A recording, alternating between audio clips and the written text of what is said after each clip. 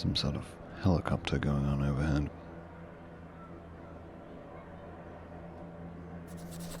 That's annoying.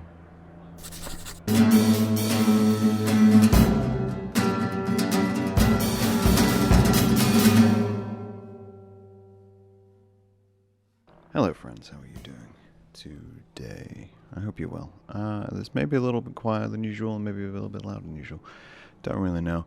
I apparently picked the worst time of day to record, where every truck in the world wants to park outside of my building and every helicopter in the world wants to fly over the top of my building. Apparently, this is the place to be if you're in the street right now. This is right here. Just this whole space. This is where you want to be. This is what you want to be doing. So you came to the right place. Anywho, so recently I read a book. I know, shocking that I read on occasion. It does happen. And I read this book, and this book was called Drill, and the colonization of drill, and I think it's like the colonization and criminalization of drill. One of those references. Essentially, it was about drill music and the origins of drill music, and how in the UK it has been institutionalized by the government as a reference for crime, and essentially colonization and capitalization upon it have led to, villainization of drill artists and their culture and background, and a lot of it's got to do with race and origin and all those kinds of things. But it was really interesting. It was a really interesting book, and I really enjoyed it, and I would highly recommend it. I will leave a link in the space beneath the visuals or the sounds, so you can check that out. But it got me thinking, as most things do, because I am one to think if I'm going to think on things. And it got me thinking about music and styles and origins and oranges, because origins has an O in it, and then thus bananas, because fruit. Why, I never really compare apples and pears. I always compare apples and oranges, apples and bananas. And why can't you compare them? They're fruit. I have tangented so much within such a short space of time. I need to get back to the point. Walking myself backwards. Okay, so drill. What this book was about. Now, drill originated in Chicago, I think it was like the early 2000s, which was, seems like a lifetime ago. Is for some people, literally. Think about that. It is literally a lifetime ago for some people, the 2000s. 25-year-olds exist who were born in 2000. Think about that. Anyway, it existed around the early 2000s. I'm going to say the 2010s. From Chicago, it came out. Big musical scene. Everyone loved it. It was quickly adopted by people in London, I think like South London way, and it took off. It became a huge thing. It became a thing to such a point that it quickly deviated and created a large amount of subgenres and different styles and different actions and different followings and different, tones within such a very short space of time. It's quite a young genre, realistically. There's big drill artists, there's small drill artists. If you don't know, it's just a style of hip hop. Really, realistically, it's a style of hip hop. It's a style of rap, and it's got roots in like garage and techno and all these different places. But my whole point was that the way this genre kind of emerged and grew was so eloquent and organic and well done. And rather than like breaking each other down and ruining each other's lives, the artist just kind of accepted it. Accepted that the London style is not the same as the Chicago style. The Detroit style is not the same as the Chicago style. Each little group formed their own nuance to the genre. And everyone seemed to be okay with it. I mean, likely not. There's probably rivalries and stuff, but it suggests uniqueness. It suggests a uniquity within music. And I thought about this a little bit more because I was thinking about DJs and sampling and Bob Cronin. And if you don't know, he was on the podcast previously. And thinking how those musical genres got going and how beats are sampled and how we reference things in one song to another. And everyone's okay with it. Everyone applauds it. Like, this is great. This is everything we wanted. Go ahead and use this sound. There's that famous situation. I think it's Jay-Z's 99 Problems and Dizzy Rascal's Fix Up Bookshop. Fix Up Look Sharp came out.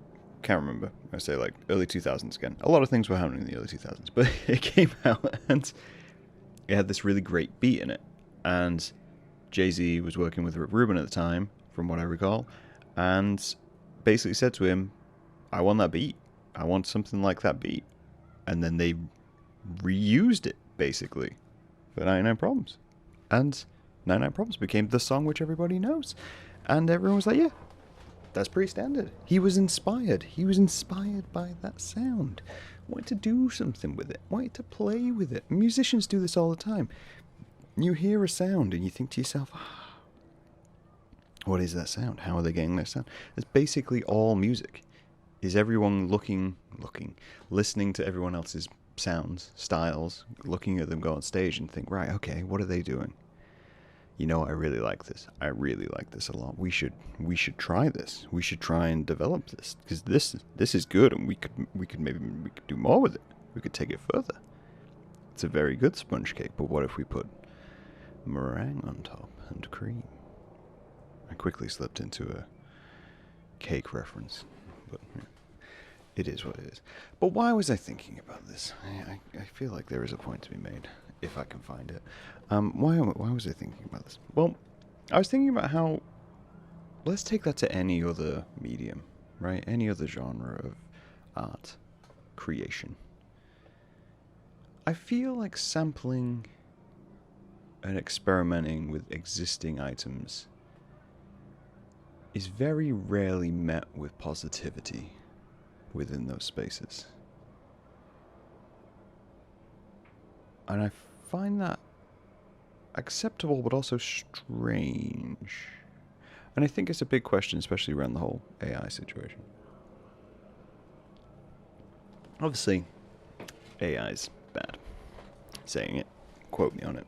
AI's bad. Bad for everybody. Bad for the environment, bad for the industries, bad for the people. Slap it on a t-shirt. An AI isn't sampling. AI is a technological program, which is essentially creating some level of copy or imitation. Whereas sampling and experiencing and being inspired by is something completely different. So we're going to stay in that lane. But I'm going to go back to the theology of all this. Theology. The gods of the arts. Who are the gods of the arts on Olympus? Greed, ego, anxiety. They all participate. Anyway, my point being, when we create work, especially visualized, when we create work, we do so much to avoid referencing anything else. Because the criticism you receive almost instantaneously is, oh, this looks like that. Oh, this is just that. You know? I do it all the time. I did it recently. I was looking up images for something and kind of drawing some sketches and whatnot. I was like, yeah, I kind of like that. Oh, but I can't use that because I've seen something like that. Or I can't use that because I've seen something like that. I created a couple of pieces recently and threw them away because I thought, no, it's too similar. It's too similar to someone else's. And yet I saw something and I thought to myself, deep in my brain, well, that's cool. Why don't I try something like that? Why don't I do a draw this in my style situation? Why can't I tackle that subject matter? Why do we feel so precious about it in visual art? Yet within music, there's like a million songs about love and anger and all those things, and nobody bats an eyelid. I was recently talking with Caitlin Cook about this, where we were talking about how, you know, the same stories have always been told, and it's just a case of moving them on one, and trying to do them in a fresh way. Well, surely we're going to run out, or the cultural memory is going to relapse on itself, as it does, oftentimes, as it does. I just think it's interesting that conceptually there's this space within visual art and entertainment where we're so cautiously protective over referencing anything else, imitating anything else, trying to imitate anything else, admitting we're trying to imitate anything else. And yet, within music, it's almost seen as the norm. You Such and such goes on stage, plays the guitar in a slightly different way, adds distortion, adds an effects pedal, and suddenly everyone's up on their feet like, oh, I like this. This is new. They've done something new. I like new. Maybe I should try with the new that they're doing and see if I can push it a little further. It's a natural flow. It's organic. If someone draws, a penguin, and then someone else sees that penguin and goes, oh, I like the penguin. Maybe I should draw a penguin. And then they do. And the comments they receive are, no, this is just an imitation of previous penguin. This is an imitation of previous penguin work, and you will not be besmirching the good penguin name at this point in time. See a lot with logos as well. Logos and graphic design. Can't reference anything. Because then you jump. You can make a leap. You can make a leap from there. Let's say that's just like casual illustration or whatever. Poster design. I say that because I'm looking at a poster. But let's say you do that, and you move on from that, and you think to yourself, well, we can go high concept. We can go fine art. We can go big. We can go bold. Then what? And suddenly you're back in referencing everything. You're suddenly back in the phrase where you can take something from the classical era and make a reference. You can make direct reference to it. You will, oftentimes, because that is the style of the time. And I think to myself, I don't know which is right. But I do know I spend a lot of time arguing with myself about which is right. I think it restricts us in such a way that is damaging. It's damaging to ourselves. When we look at the world outside and we look at everything else which is going on and we think to ourselves, can't do that because that's been done. Instead of thinking to ourselves, well, I've seen that and I like that. I could try to recreate that. And then once I've recreated it, I can try to go further than it. Or looking at it and thinking, well, I like that, but what happens if you do go further with it? There's that Jesse James quote. Jesse James quote? From the film. Hang on. So the assassination of Jesse James by the coward Robert Ford. Where they're sat having dinner and discussing the world at large. And Jesse James has realized there's something weird about Robert Ford. I think it's Robert Ford. If I'm saying that wrong, then I'm saying that wrong. And he says, do you want to be like me or do you want to be me? And I think that is the concern. We worry about being Robert Ford. We worry about seeing something we really like and an artist we really admire, and then getting caught in the trap which is imitation by trying to take inspiration. Because it is a bit of a trap. It's a bit of a trap and it's a bit of a nuance to it. But we get so kneecapped by it that we start from a place of trapped. A place of redundancy where we won't even let ourselves explore little bits. Explore the space around it. And sure, there's always going to be criticism. There's going to be criticism of people who just come along and say, hey, wait, what are you doing? You imitating me? You can't imitate me. And realistically, you're not. I was thinking this the other day. I've been experimenting with kind of music. Well, not music. Noise. More than anything else. And I bought some pedals. And my first thought on these pedals was I should try and recreate this sound which I heard because the sound sounded so good. And I did it, and I was like, well, this is great. And then I thought, but I can't. Because this sound is their sound.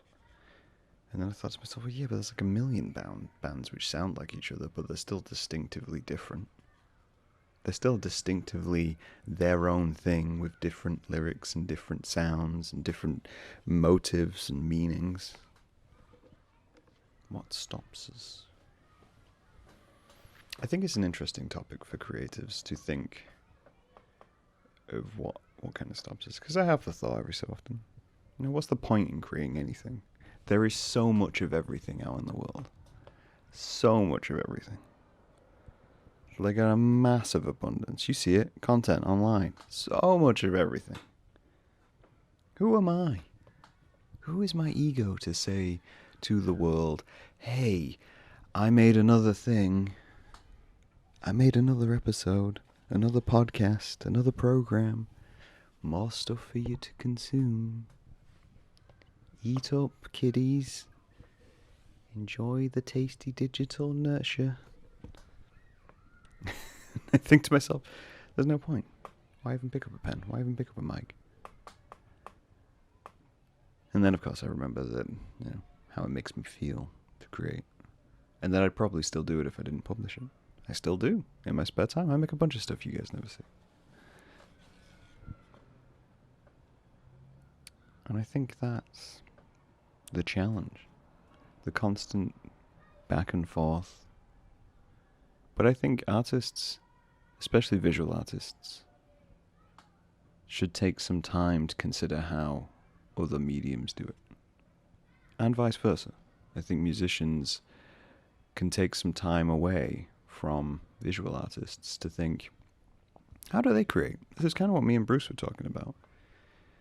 Sometimes changing your workflow, right, changing your creation flow, can have a massive impact. Getting yourself set up in one way or another, in the same way you always do, or just because that's how you were taught to do it, just because that's how you've seen other people do it, doesn't necessarily mean that that's the best way to do it for you. You might stagnate a little bit. There should be experiments between the two, where you can find a middle ground. It's hard to make a sketch in music. It's hard to make a rhythm in paint. But you could try. I remember there was this class we had I had, back when I was in college, around like 17, 18 years old. And they put down this huge sheet of paper, and they gave us some paints and some crayons and all this kind of thing. You picture in a room of 17-year-olds here doing this. And they said, we're going to play some music, and you're going to make marks on the sheet of how you feel that music should be depicted, how it makes you feel. You're mark making through feeling. It's something which is an experiment you can do when you're a visual art, right? You got to interpret the things around you. And I hated that class so vividly. I don't hate it for the reasons you think. Like, for most people, I understand that would be an incredibly uncomfortable experience, being asked to interpret the outside world and emotional impact of music and sound and meaning into a visual format is the problem. It's what visual artists do, and some people can naturally do it and enjoy doing it, and other people really struggle. It's like trying to put your hand through a blender. It's going to go badly. But the reason I disliked it was because we started this exercise, and then my teacher corrected people on what they were doing. Something comes on, it's all bum, bum, bum, bum, bum, bum. And then the person was just doing like swirls. They were like, oh, I like swirls. And the teacher came along and went, no, listen to the music. It's bum, bum, bum, bum. You can't be doing swirls. Well, maybe swirls is what representative for them. They were doing free expression. The one thing you asked them to do. They were doing it. Instead, they were imposing some structure on something which was meant to be a free-form exercise. But I digress. I digress that is the point. But I think that's the idea. We've gotten to a point in society and culture where we are looking at everything, worrying about creating clones of things, and the AI conversations in furthering that worry about creating clones of things, rather than understanding that referencing things is the whole point of art, and inspirations from things is the whole point of art. And interpreting the world around you and the other artwork you see is the point of art. As much as it is about your own catharsis and creation, it is also about your process and about that creation. You can learn a lot from drill. It's maybe the message of this podcast.